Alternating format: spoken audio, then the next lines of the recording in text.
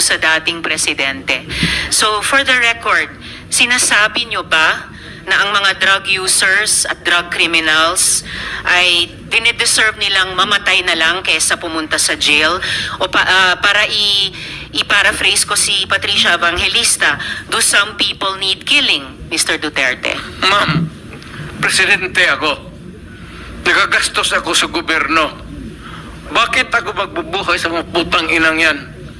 Ikaw yung pera na ipapakain ko dyan sa preso, ibigay ko na lang doon sa mga tao dyan sa walang bigas. So mas okay Walang pong trabaho. patayin sila kaysa Wala ipreso akong pakialam sila? dyan sa kriminal, ma'am.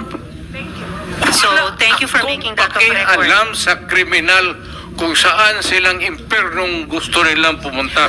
Well, Mr. Chair, for the record, You make your own history in this planet. yes, Mr. Yun ang Chair. gusto nilang mangyari.